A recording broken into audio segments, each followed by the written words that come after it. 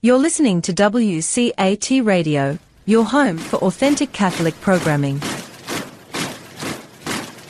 Oh, hi, and welcome to another episode of Examined Life with Phil. I'm Phil, and this is my attempt to examine my life and encourage you as much as I can to examine yours.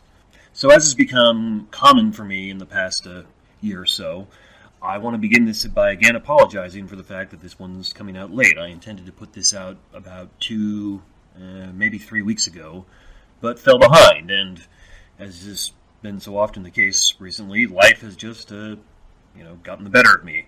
My grandmother died, and so I had to travel off to her funeral, and that pushed everything else back by about 4 or 5 days. In the midst of all that going on, too, they've been canceling school left and right where I live here, because apparently if you're in Missouri and the temperature drops into the teens, nobody can go to school. Now, maybe I'm showing my bias as somebody who was born in Minnesota and grew up in Montana, but that seems kind of ridiculous to me, and I realize I don't know everything. Maybe there's some other good reasons involved for that, I don't know, but, as of the time I'm recording this is a Wednesday, my daughter hasn't been to school once this whole week, which means the typical time that I look for recording this kind of stuff, when it might be quiet in the afternoon, when I can get my son sleeping and my daughter's off at school, well, not so much this week, this time around. Fortunately, right now they're both sleeping, so hopefully they don't wake up and interrupt me here. So, my apologies for that. I really am doing the best I can, trying to balance getting this podcast done with all the other responsibilities and things I've got going on, and the responsibilities to my family, which, no offense to you all who listen, but they're just more important than me doing this podcast. I'm just always going to put my family first, and I would highly recommend that you put your family ahead of whatever other work or hobbies you have as well, because they're far, far more important. So, I am going to keep doing the series I started doing on stories and philosophy of stories. The next one I'm going to pick up on will be archetypes. I've already got some notes, did some work on that. I actually did some research on that by listening to audiobooks while I was driving to and from my grandma's funeral. But I wanted to do something a little different this week. I haven't done a Facepalm and Sigh Award in quite a while. I tend to get distracted and don't do those as regularly as I feel like I should. Well, when I was coming back from my grandma's funeral, I stayed in a hotel somewhere that night. There was a lot of snow, and my mom suggested, hey, leave early before the storm catches you, so I did. And I got up the next morning and was flipping through the Sunday news stations while I was getting ready to go, and came across George Stephanopoulos interviewing Rand Paul, and they were arguing back and forth, and in the midst of them arguing back and forth, I thought, oh, that would be a good Facepalm and Sigh Award. So I made a mental note of that, and then later looked up the exchange on YouTube and made a little recording of it. And as I was making the recording, it occurred to me, wow, this whole 6 or so minute interview they're doing is just rife with problems of reasoning. I bet I can just make a whole big thing out of this. Well, a whole big thing in the sense that we can learn something from it. Hopefully not a whole big thing in the sense that people usually make a big thing out of stuff on the internet. Rather, what I thought was, hey, here's a good opportunity for us to look at how they're making claims and going back and forth and see what they have to say about it. So that's what I'm going to do this week, and depending on how it goes, how much time it takes me to go through this, I've got a couple other recommendations and things that I'll get into. So I didn't know this when I was flipping through channels that morning about 2-3 weeks ago, but the context in which Stephanopoulos was supposed to be interviewing Senator Rand Paul was in regards to ex-President Trump's now second impeachment trial, and they were going to be discussing that. But that's not what Stephanopoulos led with, so I'll just play you the first clip of what's going on here. Senator Paul, let me begin with a threshold question for you. This election was not stolen. Do you accept that fact? So I realize this will probably be, a lot of this, what I'm going to say here, will probably be a political Rorschach test, where depending on where your politics lie might have something to do with whether you like what I'm going to say or not. But it's not really a logical fallacy in the sense of warning a Facepalm and Sigh Award for you, a journalist, to invite a politician onto a show and then ask him a question that's not related to what they were going to talk about. In fact, in general, I think most politicians probably deserve it when that's done to them. I'm not a big fan of ambush interviews. I never do those on my my podcast here. When I'm talking to people, I always send them like a list of questions and talking points in advance so they know what we're going to talk about, and I try hard to stick to them. I'm not going to say like questions and ideas never occur to me in the moment, because they do. But generally speaking, you don't get the best out of both people when you ambush somebody with a question, like Stephanopoulos is doing here to Paul. But I am willing to make an exception when you're dealing with politicians, because if you give politicians a talking points or a list of questions, they're just going to stick to it. And you're not going to really get anywhere. You're not going to be able to push them. Now, that's a very, very bad way to operate in the real world. It's a very bad way to talk to people about real legitimate issues. You shouldn't say to somebody, hey, I want you to come over to my house to talk to me about what you know about economics and investing. I want to get into that more. And then ambush them by saying, I don't really like the theology you've been peddling here on the internet, and then just ambush them like that. That's a very, very bad way to operate in the real world with real people if you want to actually have relationships. But Rand Paul's a politician, so even if you like him, he's a politician, so I think it's perfectly okay to ambush attack him like that. And it's not just that I have it out for politicians, although, as regular listeners are aware of, I really do, but it's rather that you should demand a higher standard of people in power and those who are seeking to be in power. If someone is seeking to have power over your life, you should demand a higher standard of them than you should demand of, say, just your friends or family or acquaintances or something like that. That's the price they should pay for having or wanting to have power. So, getting off of Paul here and back to Stephanopoulos, what Stephanopoulos did there was he committed the fallacy of the complex question, or you might term it more like the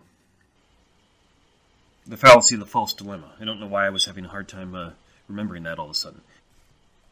What Stephanopoulos did say is, hey, threshold question, this election was not stolen. Do you accept that fact? Well, if Paul answers, yes, I accept that, he accepts what's implicit in all of that, that it is an established fact that the election was not stolen. Conversely, if Paul answers no, then he's accepting that it is a fact that the election was not stolen, but no, I don't accept it. Stephanopoulos coached the question in such a way that he kind of pushes Paul into a corner right from the get-go there. And that's the fallacy of the complex question, or, depending on how you categorize it, maybe it's a false dilemma.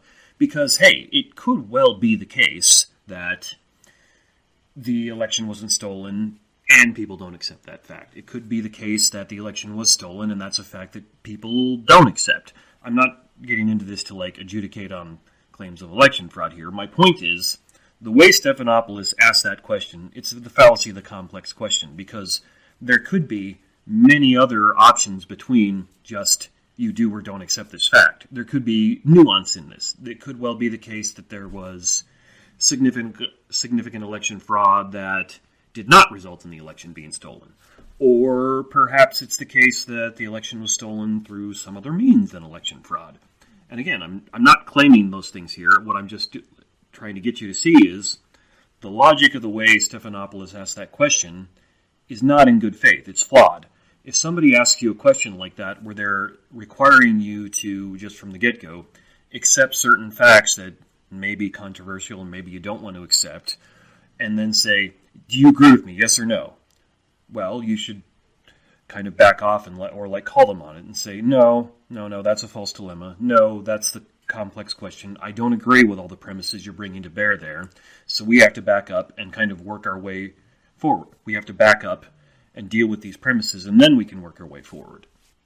And so what I hope you can see, even if you do think, say, it's a fact that the election was not stolen for now President Biden, is the way Stephanopoulos is asking that question, it's fallacious. It's worthy of a facepalm and sigh award in itself. It's not being done in good faith. It's attempting to push Rand Paul into a corner and make him take one of two options, neither of which will be favorable to him. It's in a certain sense a logic trap, but it's not a very good logic trap because Stephanopoulos had to commit a logical fallacy in order to push Paul into it. So now, why don't you listen to how Paul responds? Well, what I would say is that the debate over whether or not there was fraud should occur. We never had any presentation in court where we actually looked at the evidence. Most of the cases were thrown out for lack of standing, which is a procedural way of not actually hearing the question.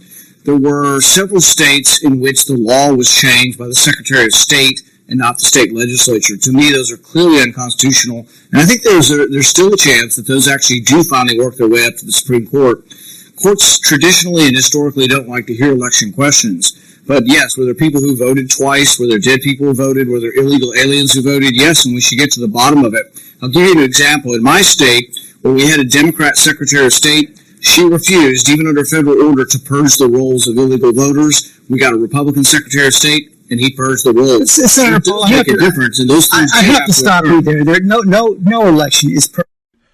Okay, so as I hope you can pick out, it seemed a little bit like Paul kind of recognized what Stephanopoulos was doing there, and he didn't answer the question Stephanopoulos asked. He kind of essentially tried to split the horns of the false dilemma and said, well, I don't, and this is me grossly summarizing, of course, well, there seems to actually be some evidence of election fraud, but then he didn't go on to claim, and therefore the election was stolen. He has actually, I would say, fairly nuanced, well, nuance might not be the wrong word, nuance might be the wrong word, but he was actually kind of reserved in what he claimed. He said, no, there's some legitimate claims that should be investigated. The courts, for the most part, haven't, and here's a couple examples, which is, for the most part, a good response. That's a fairly good tactic when somebody gives you a complex question or a false dilemma, is to say, no, the situation's much more nuanced than that. You've tried to stick me with two alternatives, neither of which are true, neither of which I want. So I'm going to give you this other answer here, which I think is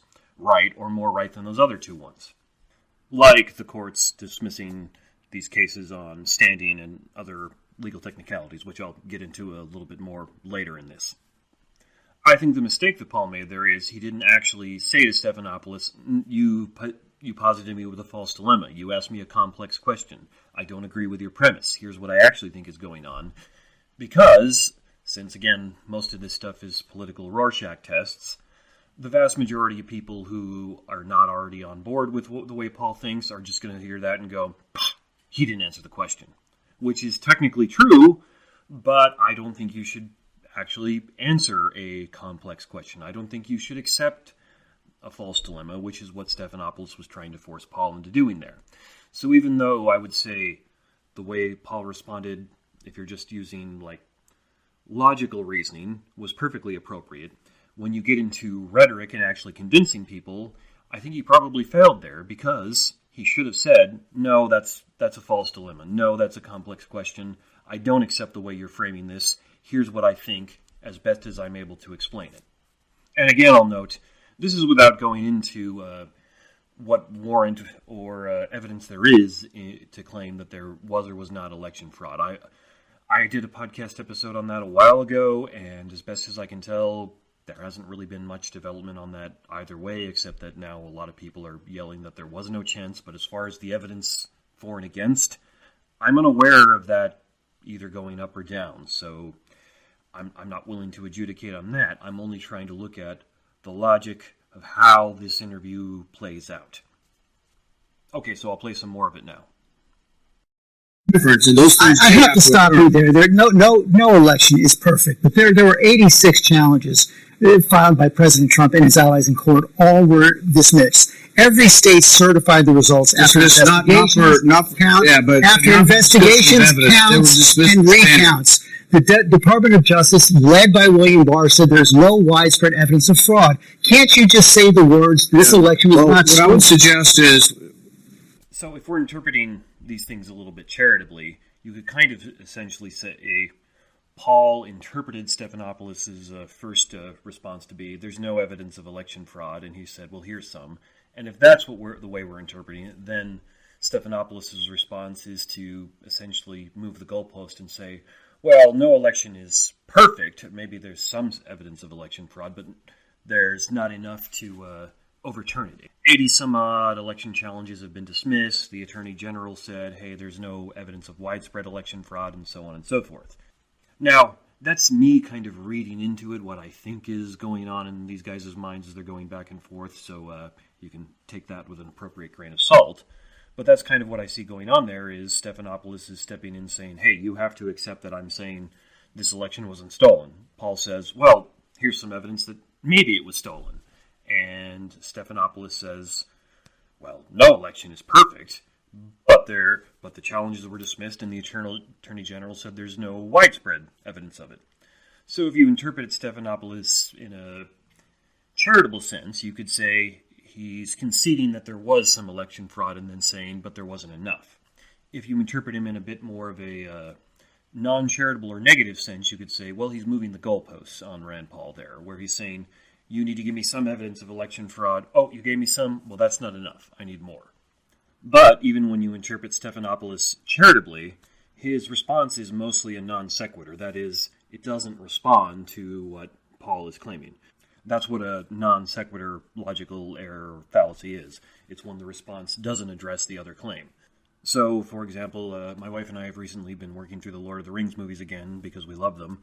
And suppose you and I were arguing about films, and I said to you, well, I think the Lord of the Rings trilogy is the best films ever made because they have a wonderful story, there's amazing cinematography, and the mechanics of how the film tells its story work perfectly. Like, it cuts away to other stories in the boring parts of the battle, the soundtrack builds very, very well, and complements the scenes and emotions that are going on, and all the actors do a great job, and I just listed all these things that I think make the Lord of the Rings trilogy amazing movies, and maybe I would want to claim there that they're the best movies of all time, just for example.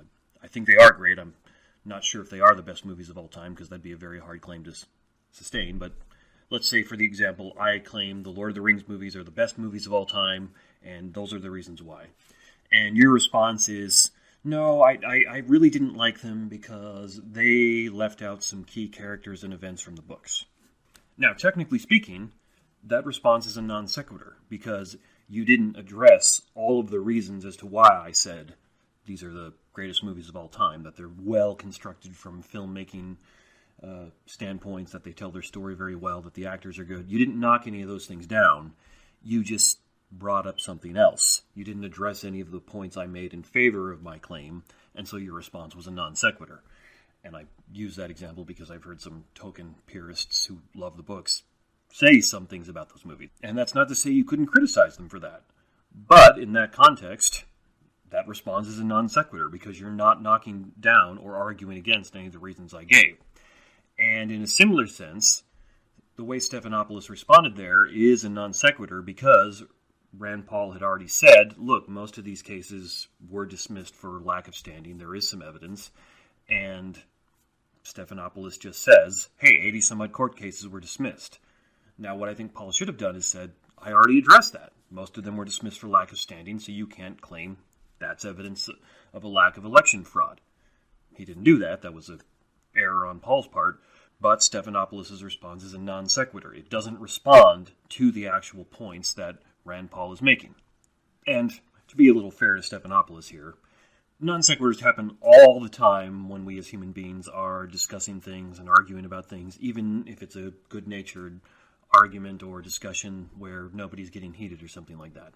It can be very, very difficult to actually substantively address the claims that another person is making, and often our minds will run to other things or we get caught up in emotions, so non sequitur responses happen all the time. That's a very, very common error. I've been guilty of it. You have too. Everybody is. That's probably the most common error that happens in any type of rational discourse is a non sequitur. And now, the other mistake Stephanopoulos makes here, and this one I think is actually deliberate, and again, you can interpret it charitably or non-charitably, but he makes the mistake of actually not going into the nuance of these things. Nuance and how complex things are matters a great deal. When you're talking about 80-some-odd court cases being dismissed, well, why were they dismissed? That matters a great deal. Were they dismissed because there was a lack of evidence? Were they dismissed because they were filed inappropriately? Were they dismissed because when court day showed up, the plaintiff didn't show up and there was no representation there, so the judge was like, well, clearly there's nobody here for me to hear their complaint, so case dismissed. Well, if they're dismissed for reasons like that, hey, that might give you confidence. If that would lend support to the idea of there's no election fraud. If they're dismissed because no evidence was available to adjudicate on, well, that's a pretty good sign there probably was an election fraud. Probably was not election fraud, because a thing like that would almost certainly leave some evidence. Conversely, if they're dismissed because the plaintiff who filed it, the lawyer or the citizen, or in some cases Trump's campaign or his allies, didn't really know what they were doing and filed the motion inappropriately. They made some legal and technical mistakes in how they filed it, and so the judge dismissed it. Well, that would be embarrassing for the plaintiff and Trump's campaign, but that doesn't necessarily speak to the presence or the lack of election fraud, because the procedure didn't get to the stage where they would actually adjudicate that kind of thing. And as I've mentioned before, I think twice now, Paul brought this issue up and addressed it in his very first response. He said, hey, most of these court cases were dismissed for standing and other legal technicality issues, and Stephanopoulos just ignores the fact that he already addressed this point. Now, maybe, if you dig deeper into the weeds even, you find out that the way Paul addressed this point isn't good or accurate, but Stephanopoulos doesn't even attempt to do that. He just completely ignores the fact that Paul preemptively addressed this point. So to help explain a bit, here's a bit on what we could, or what some people have called these legal technicalities, like things along like standings, muteness, or laches. Now, this is a little bit of legal terminology, but standing is the idea that in order for you to sue, you have to have some standing. The law or event that you're suing in regards to has to affect you in some way. So, I live in Missouri. California passes a new state income tax that raises their state income tax. That doesn't affect me. I can't sue the state of California over that because it doesn't affect me. That would clearly be ridiculous. Now, the trouble with that is, depending on how the court interprets it, they can have a little bit too much leeway with standing. Like the Missouri-California example makes perfect sense. But from what I'm aware of, in the election fraud cases, you had courts telling President Trump's campaign, you don't have standing to sue this particular state in regards to the election fraud, because if there was election fraud, it disenfranchised the voters, but not you. So you don't have standing here. In fact, that was the big one that people got very excited about for a while, where Texas filed a suit, attempted to file a suit with the Supreme Court, and several other states joined in. It was basically dismissed for lack of standing. The Supreme Court said you don't have standing to sue under this, which it's arguable whether or not that is the case, but the point being, they didn't dismiss it on, say, the merits of the evidence, so you can't conclude from a case that's dismissed for lack of standing that there was no election fraud, because it just never got to that evidential stage.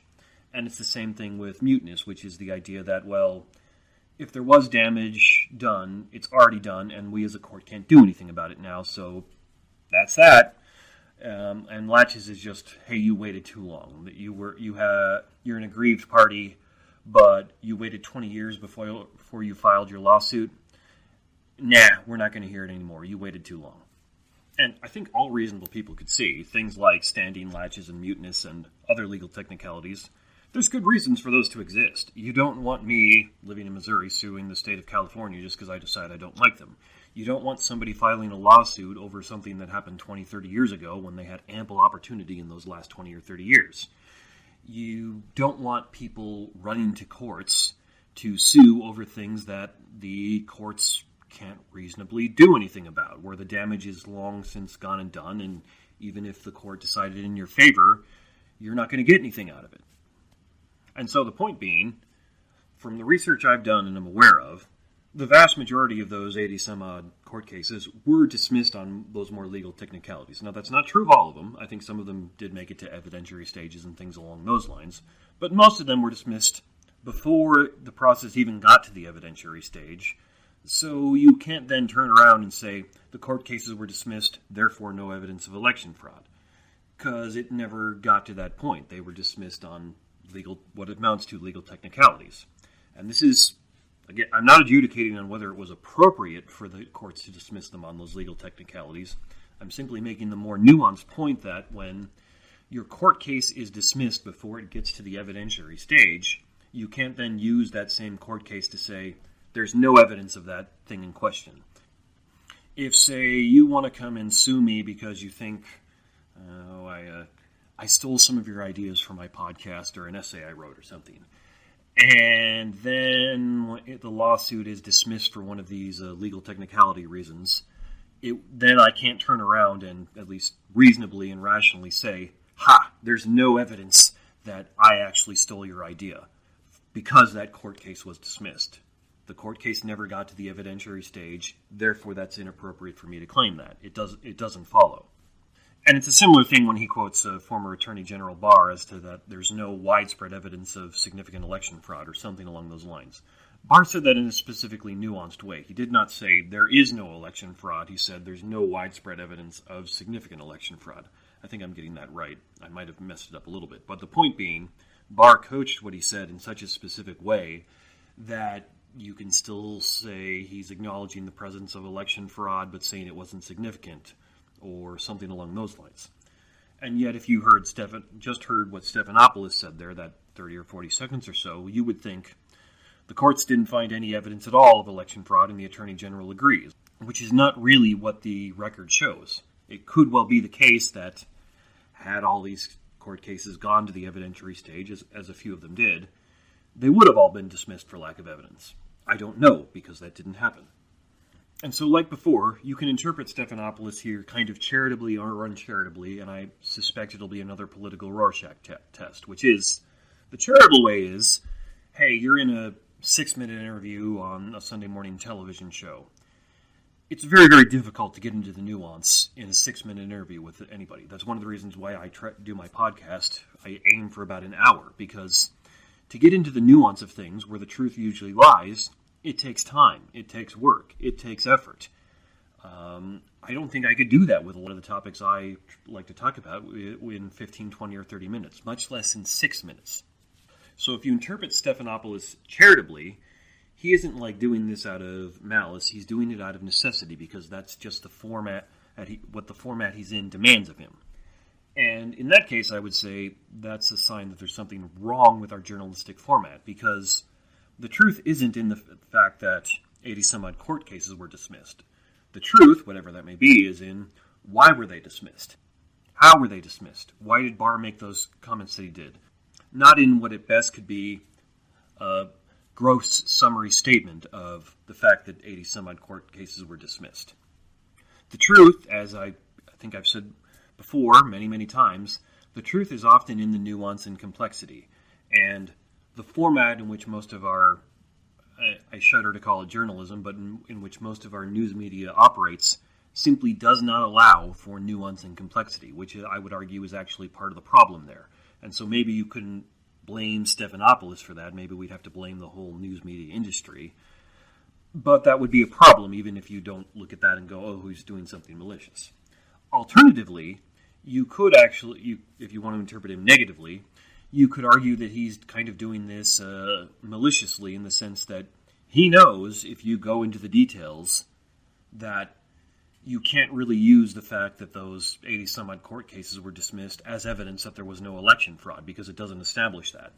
What he's hoping is that people just listening to him talk won't go into the details and won't realize that. I've picked on him before in this podcast, but an example of that where I'm pretty sure it is somewhat malicious is the biblical scholar Bart Ehrman.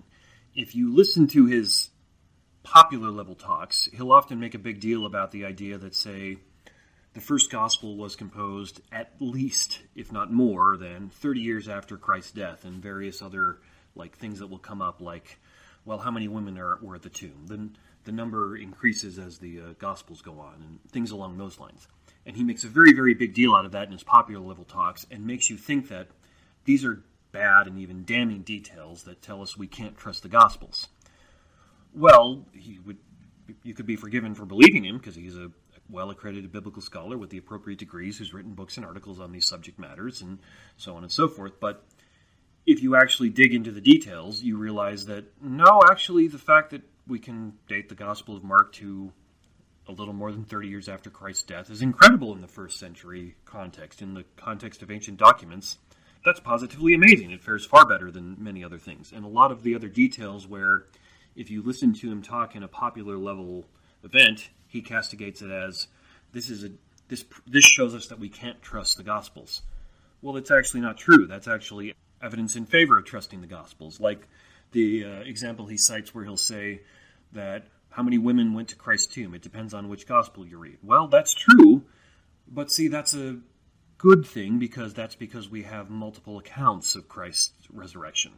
For many other things that happen in ancient antiquity that are well accepted by historians, we only have one count, and usually from a very biased source. As I understand it, and if a historian who knows better corrects me here, I'll take my licks, but as I understand it, for much of the history of Caesar's conquest of Gaul, which is now France and Germany, we only have Caesar's first-hand account that we know he wrote himself, that he was sending back to Rome as essentially propaganda to make himself look better.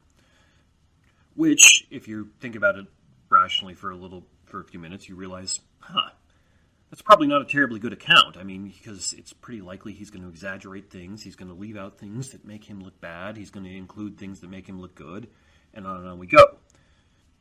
Conversely, with the resurrection, we have at the least 4 different accounts from the 4 Gospels, and maybe even 5 or 6 depending on how you want to coach the sources that are behind the Gospels, and biblical scholars are kind of divided on that. So the very thing where Ehrman's saying you shouldn't trust the Gospels because they give differing accounts of the amount of women who went to the tomb on the morning of the 3rd day is actually a sign that you can take it more seriously because we have multiple accounts and we can compare them. And you can't do that with most other ancient history. And Ehrman knows that, but he also knows that the average popular level audience isn't going to know that. So he can get away with saying, the fact that there's differing accounts shows this didn't happen and that we can't trust the Gospels. When the reality is that when there's differing accounts that all say the same thing, that gives you more cause to think that the same thing happened. So we have four, maybe 5 or 6 differing accounts that all say the resurrection happened. And they do differ on some details here or there. And so those details you can say, well, maybe that gives me cause to think, I don't know how many women went to the tomb that morning or something along those lines. But they all agree Christ was raised from the dead. And so if going back to the example of Caesar, so if I recall correctly, he says he slew like a ridiculous amount of the barbarians by his own hand, something like 1,000 or maybe it was 2,000. Well, that's ridiculous. I'm inclined to disbelieve it because of all the other factors I mentioned. Conversely, if you had, say, a couple of sources from the Germanic tribes that were around that time, and they all talked about how Caesar personally slew an insanely high number of people with his own hand, with his own sword, and the numbers differed, like one said it was 500, one said it was 10,000, one said it was 5,000 or something like that, well, then you would probably say, well, maybe Caesar was a great personal warrior. I don't know exactly how the number of the people he slaughtered, but I can conclude, based on the fact that these differing sources all agree that he killed a lot of people with his own hand, that he really did kill a lot of people with his own hand. So, getting back to the interview, if you want to interpret Stephanopoulos in a less charitable way or a more negative way, you could say that that's what he's doing.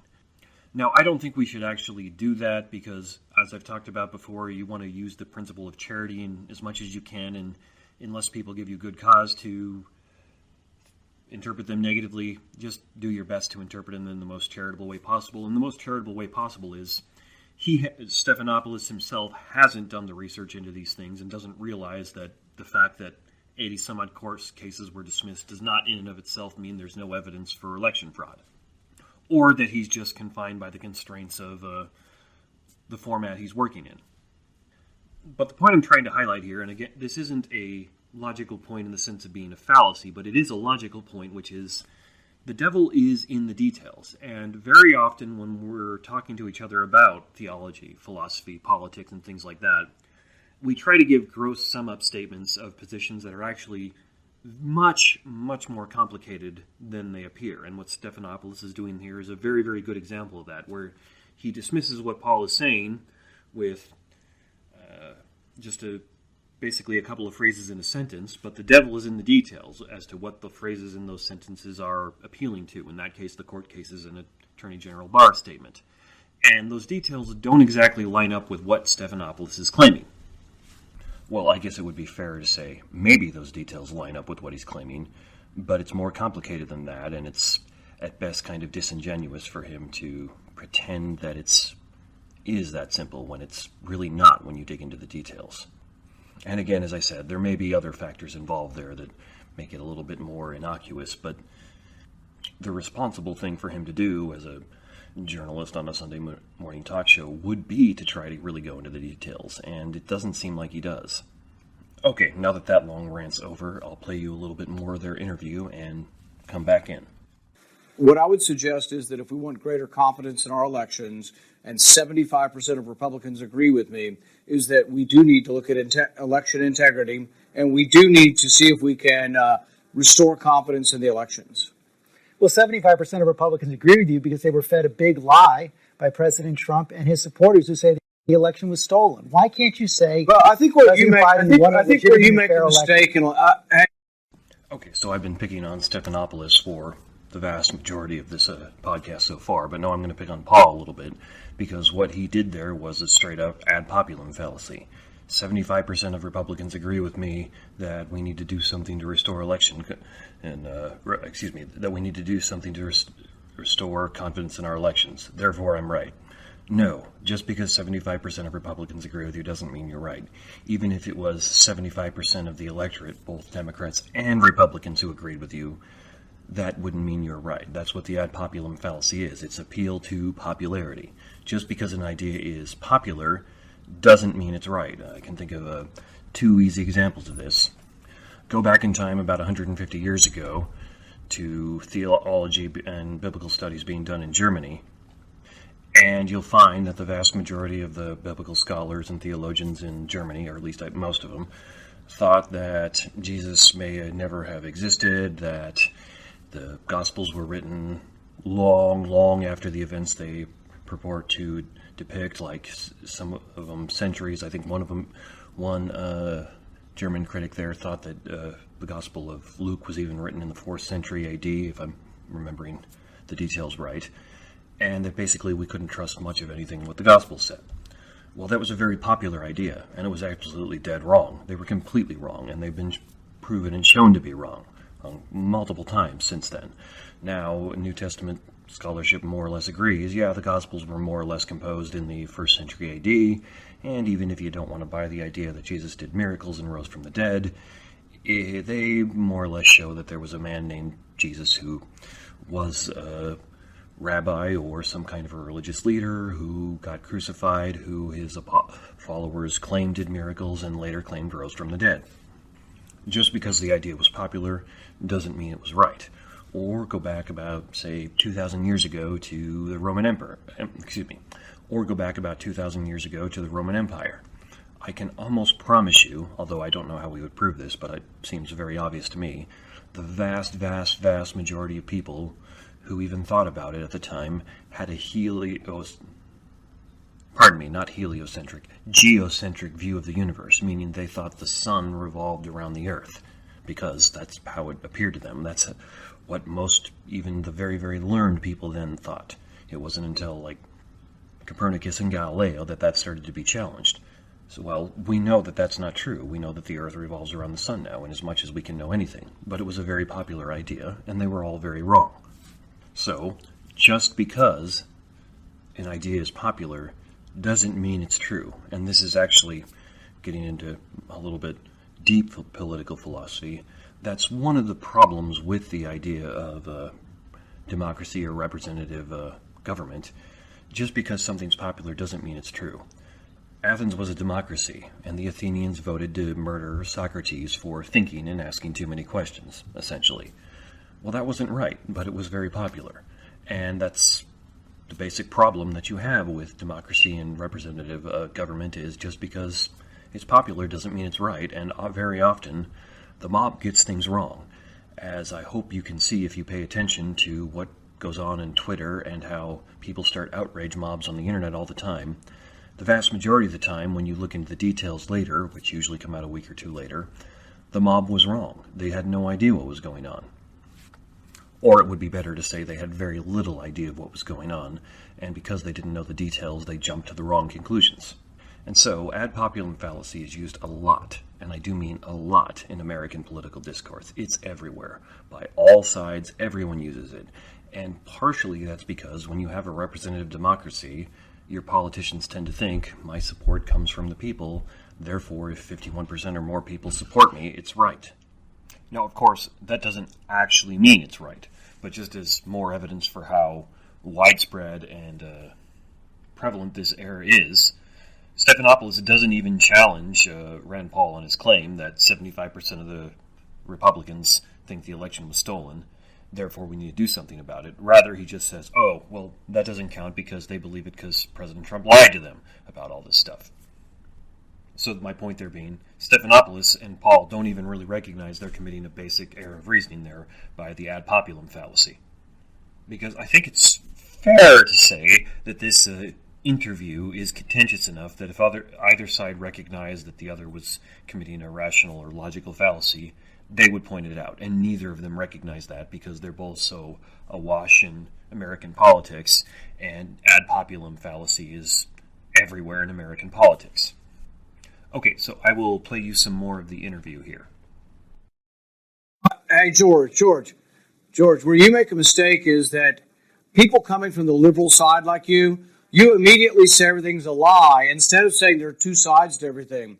Historically, what would happen is if I said that I thought there was fraud, you would interview someone else who said there wasn't. But now you insert yourself in the middle and say the absolute fact is that everything I'm saying is a lie. Well, because, Senator, I said what the president said was a lie because he said, hold on a second. He said the election was stolen. This election was not stolen. The results were certified in every single state after counts and recounts. You're saying that absolutely you're saying there was no fraud and it's all been investigated. That's just not true. It's not what I said, sir. I said the Department of Justice found no evidence. Let me finish my point. You said something that was not true. You say we're all liars. You're just simply saying we're all liars. And I said it was a lie that the election was stolen. Premise that you're right and we're wrong.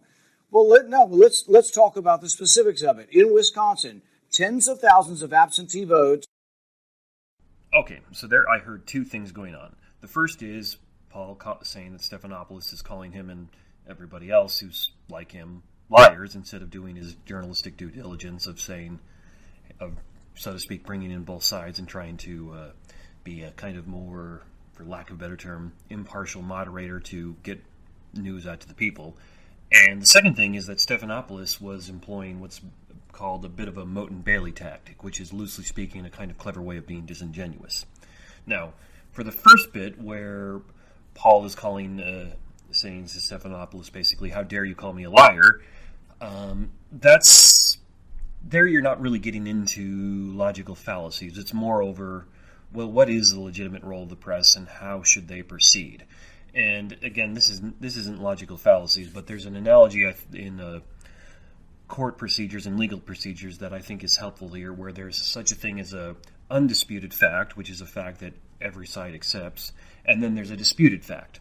So if you have a murder trial and the cops claim that, hey, we found this knife on the scene, and then the defense says, yeah, the cops found the knife on the scene, then that's an undisputed fact. That's something that neither side disputes, so it's just kind of a given in the courtroom procedures. Then suppose the prosecution or the police claim that on that knife we found the blood of the victim and the defendant, which would be very strong evidence. Well, say the defense says, no, we don't concede that. We dispute that the blood on the knife was from the defendant. We think there was an error in the process of collection or in the analysis, or the lab made a mistake or something along those lines. Well, then the idea that the defendant's blood is on the knife, that's a disputed fact. So that's actually something where they would then have to hash it out in the courtroom. I'm sure the prosecution would bring in an expert and put him on the stand that says, this totally is the defendant's blood, there's no doubt about it. The defense would bring in an expert who would go up on the stand and probably testify the other way, and it would be up for the jury to decide. Or depending on the stage of the procedure, maybe the judge would decide whether that evidence gets admitted or not, but that's not the point here. The point is, there's a disputed fact where the issue in question is a fact. It's not a matter of opinion whether or not somebody's blood was on a knife. That is a real fact. It's not a matter of opinion like, do you prefer good pizza or do you prefer Hawaiian pizza? That's a matter of opinion, not a matter of fact. And if you dig deep into the philosophical literature on this, it actually is a very, very difficult, if not outright impossible, to justify a fact versus opinion dichotomy. But for everyday common life, it's perfectly fine that we kind of recognize, well, there's facts that matter, things that really are. People have opinions about them, and sometimes there are things that really are facts that matter, but they're a disputed fact, where people disagree about what really went on there. And the legal analogy is just useful here, even though if you dig deep into the philosophy on it, it's very, very difficult to justify the distinction between opinions and facts due to problems with perception and many other things like that. And loosely speaking, that problem is that all of the facts we have and know are based on the perceptions and testimony of people, which at base level is very difficult to differentiate that from opinions. But anyhow, again, back to how we live in the normal, everyday, day-to-day practical life, this distinction between disputed facts and undisputed facts, I think, is pretty useful. It's a good way to help advance discussion and help realize what's going on. And basically, it seems to me that what's going on there is that Stephanopoulos is treating the idea that the election was not stolen as an undisputed fact, when quite clearly it's not, because Paul's disputing that. And so the way that should be responded to or adjudicated would be similar to a courtroom procedure, where bring in different opposing viewpoints, bring in experts, interview them, cross-examine them, poke at all the holes in their various theories, and see where the evidence comes out, and let the jury, or in this case, the audience, decide. And it seems to me, and again, this isn't a logical fallacy, but part of the problem with a lot of media and journalistic organizations today is that they go around declaring things are undisputed facts when there's a significant amount of the population who says, no, we dispute that. And oftentimes part of the reason they dispute it is because the press declares that it's undisputed. So maybe there's a little bit of a rebellious streak in some of those people.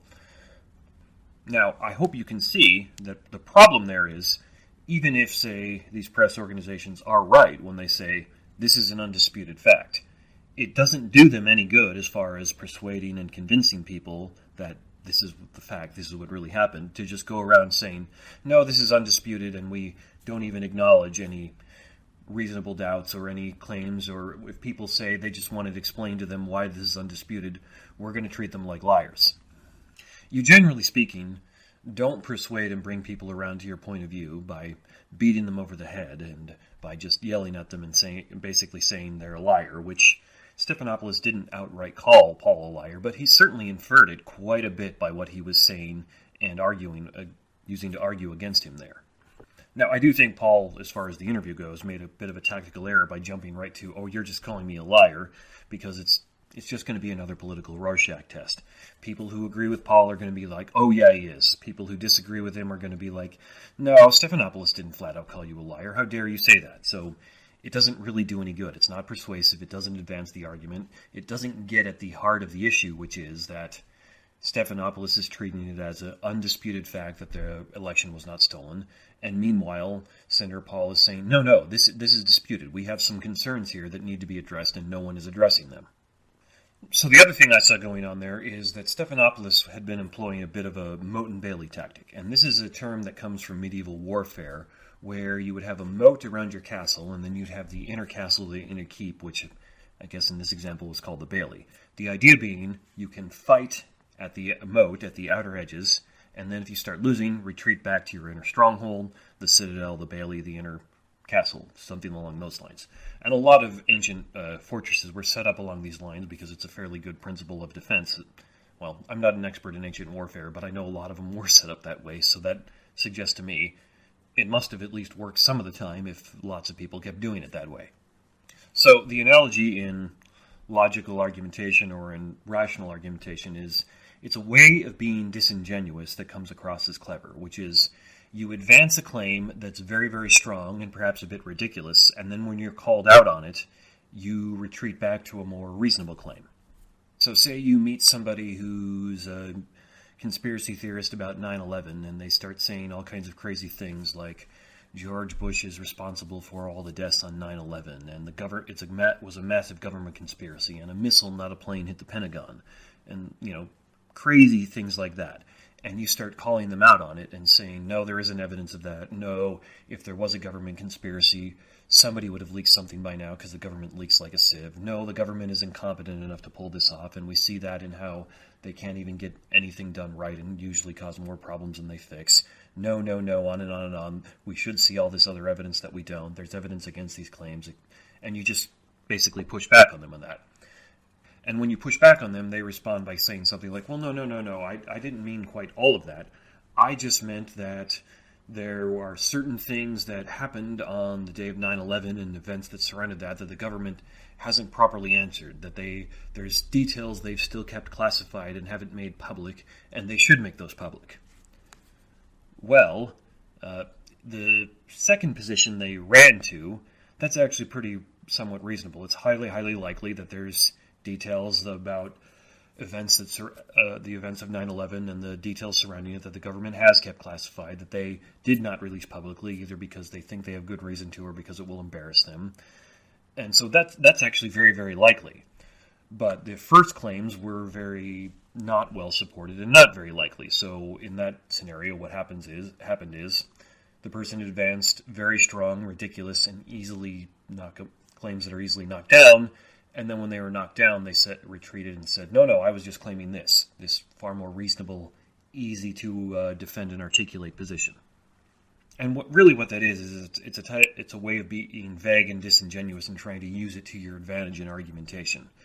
You say something that's kind of vague and somewhat easy to mold into a later position, and then when you're forced to back down, you don't actually admit, my earlier position was too strong, I'm taking a step back.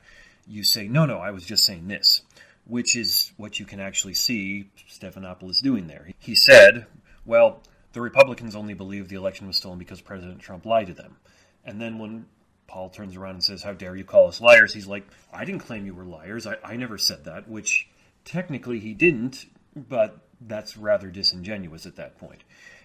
Stephanopoulos also said something along the lines of, no, I'm not claiming you're all lying. I'm just claiming that it's not true the election was stolen and that the results were certified by every state election board and election official, which again is a step back from what he was claiming earlier. When Paul pushed back on him, he did the Mote and Bailey tactic. He'd been defending this claim early on, basically saying everything you're saying is untrue, which kind of infers, hey, you're lying. And then when Rand Paul said, well, no, how dare you call me a liar? Stephanopoulos took a step back and said, I'm just saying what you're saying isn't true. I'm not calling you a liar. So that's the point there, of the Mote and Bailey tactic is, it's a disingenuous way to argue. Now, when this is a fallacious, disingenuous tactic, that's very, very different than when you're like attempting to have a rational discussion with somebody, and they start with a strong position, and then they back off a little bit because you've convinced them that maybe their first position is untenable, or they've changed their minds a little bit, or something along those lines. That's a very different thing entirely. That's somebody trying to be rational and reasonable. Just because somebody backed off a little bit or changed their mind doesn't mean they were being disingenuous. Maybe they changed their mind a little bit. It's only when this is used disingenuously, which it really seems to me Stephanopoulos is doing here, that it's an actual problem.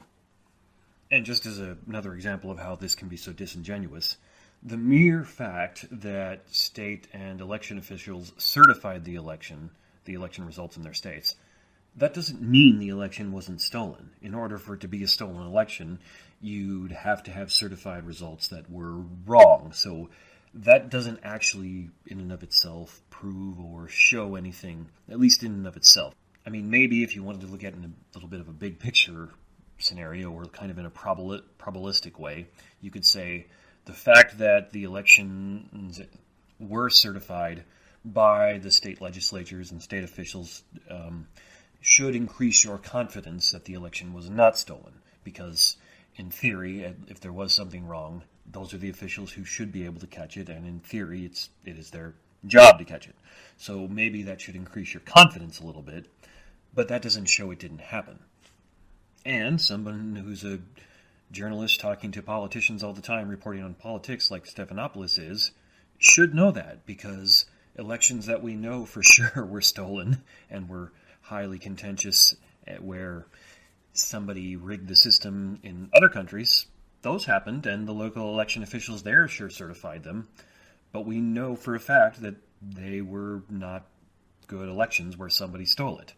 Okay, so this analysis is taking me quite a bit longer to get through than I thought it would, both in times of the podcast here and in the fact that I've been working on this for several weeks now, trying to get any bit of time I can in.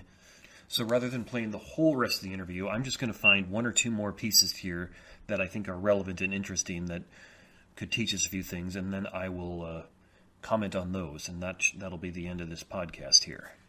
So here's the first brief clip of the rest of their interview that I think is relevant and somewhat interesting.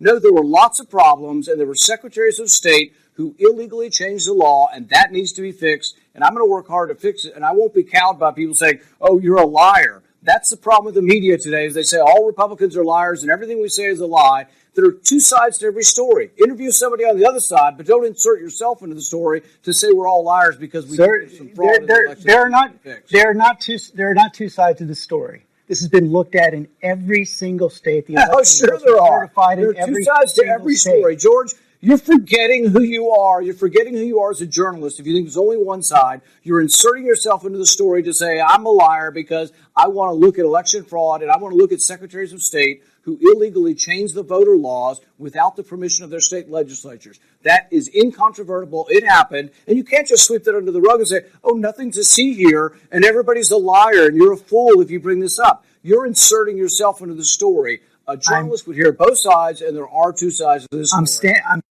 Okay, so again, you hear Rand Paul saying, basically, how dare you call us liars?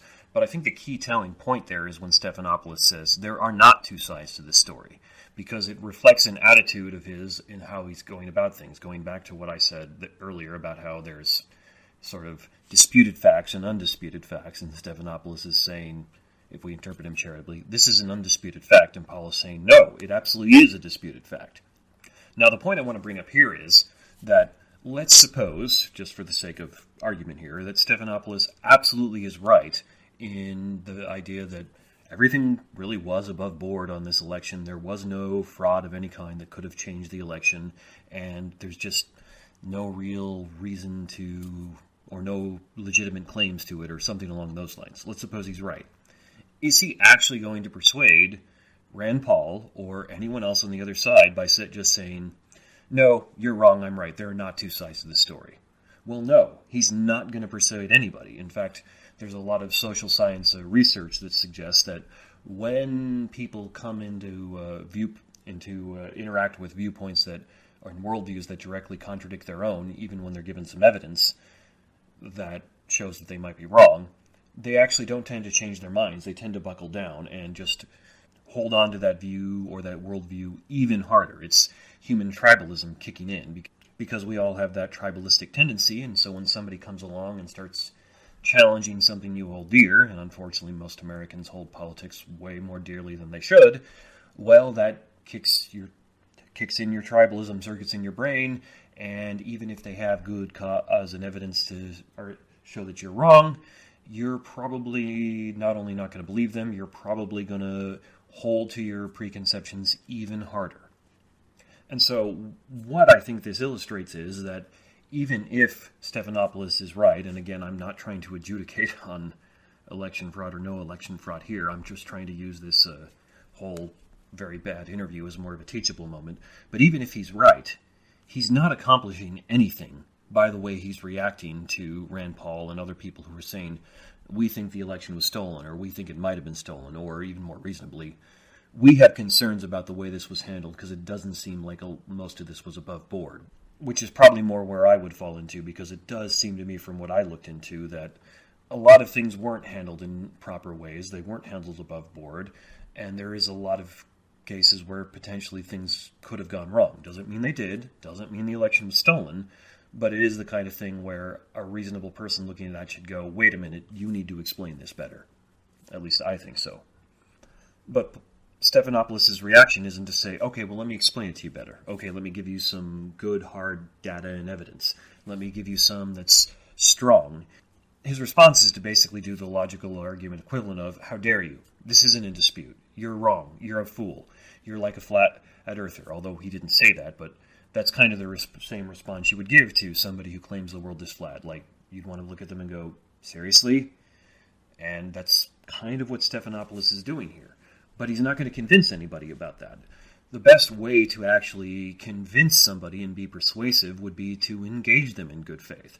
So, in the case of election fraud, no matter what you think about it, if you meet somebody who disagrees vehemently with you, the right thing to do would be to have an honest, good faith, fair discussion with them where you're like, hey, you think there was election fraud. What are your concerns? Why do you think that? Let's go through and discuss it and do your best to address it with them.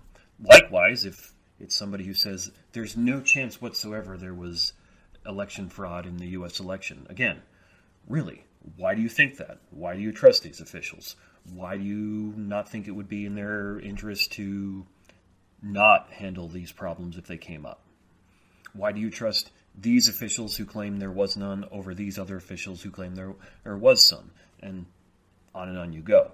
And just as a general rule for trying to be a wise person and examine your own life, as I keep trying to tell everybody to do, if what you think about election fraud confirms your political priors, that's probably a sign you didn't really think about it very much. That's just a general rule for everything when it comes to politics is, if your viewpoint lines up almost entirely with whatever party or political affiliation you adhere to, that's probably a sign you're not actually thinking about these things and you're just towing the party line, so to speak. So, just to briefly reiterate, even if you're completely with Stephanopoulos on election fraud, or you're completely with Senator Rand Paul on election fraud, you don't get anything by having these interactions go anywhere. You're not going to persuade the other side that, no, there really was election fraud by saying to them, how dare you call me a liar? You're not going to persuade the other side that, no, there wasn't election fraud, but when your response is to say, there are not two sides of this story. It's the same thing in more academic concepts when you get somebody who says, I refuse to even debate you because you're so far beyond the pale. Now, maybe if it's, somebody who's an actual Nazi who wears a swastika, it's a little bit different. But if it's somebody like, say, there are some proponents of evolutionary theory who refuse to debate intelligent design people, which all that does is make those evolutionary theorists look weak, or make people think you don't have confidence in your own theory. And that's very similar to what Stephanopoulos is doing there. He's actually talking to Paul, so that's good. But he's basically saying, I'm not really debating you on this because you're just wrong. There aren't two sides to this story. Which, even if he's right, that doesn't accomplish anything. It doesn't persuade anybody. So this is more of a rhetorical or a practical consideration. But generally speaking, unless you're meeting somebody who's very, very rare, very, very unusual, you don't get anywhere and you don't persuade them by saying, you're so far beyond the pale, I'm not even going to debate you. There aren't two sides of the story. You're wrong and I'm right. You persuade people by listening to them, hearing them out, and making a good faith effort to respond to their questions and claims and criticisms. And even if you walk away and didn't change anybody's mind that day, maybe you form a relationship with them and you'll persuade them much further on down the road.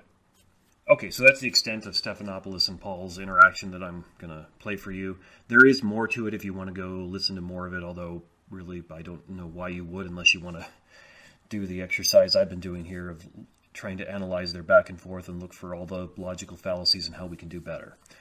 Now, I do like doing facepalm and sigh word segments like this. Usually I don't spend a whole podcast on them, but I do enjoy doing them because they can help us think better. It's good to analyze these things critically. And even if you listen to all this and you're like, no, I don't think that really was the logical fallacy Phil thought it was. I don't think there was a problem with that, or I think it was a different logical fallacy. You're still exercising your mind that way, and that's good, and that's the whole reason I did this. But one of the big takeaways I want you to take from this is that, generally speaking, the people who are talking about our politics on national TV, like Stephanopoulos and Paul, and generally generally speaking, the people who we even elect, like Senator Rand Paul, are usually just not very good advocates for the positions. They generally don't know very well of what they're talking about. They make all kinds of logical and rational errors in the way they speak. And really, we should demand better of our leaders, both in journalism and in politics, because it's a travesty. I mean, there was very little good about anything in that interview. It was basically just one error and one problem after another, and nothing really got accomplished. And if anything, I think the best takeaway is don't approach these things like these two guys did. Don't approach these things at all. Everybody's going to make logical errors when they're arguing and talking about things. We all do it. We're all human beings. You're never going to get it perfectly. You can try, and it's good that you try, but you're never going to get it perfectly right. But what you can do is engage things in a much more good faith than either of those two guys did.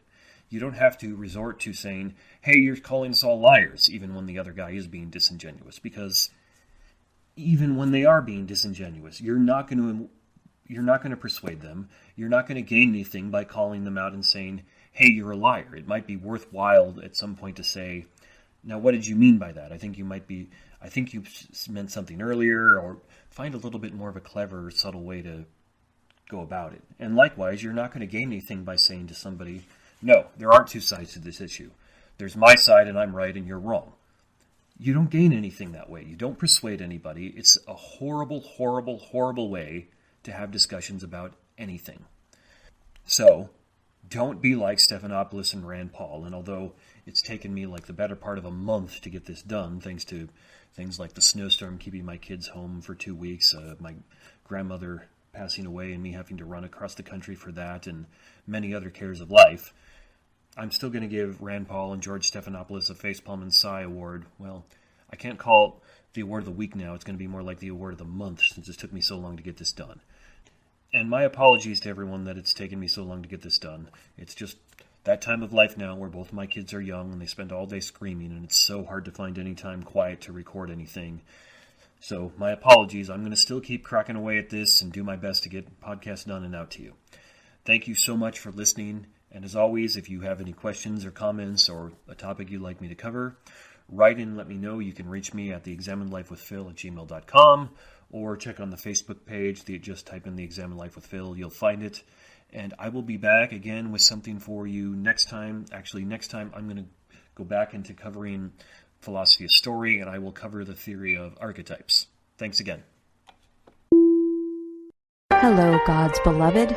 I'm Annabelle Mosley, author, professor of theology, and host of Then Sings My Soul and Destination Sainthood on WCAT Radio. I invite you to listen in and find inspiration along this sacred journey we're traveling together to make our lives a masterpiece and, with God's grace, become saints. Join me, Annabelle Mosley, for Then Sings My Soul and Destination Sainthood on WCAT Radio. God bless you. Remember, you're never alone. God is always with you.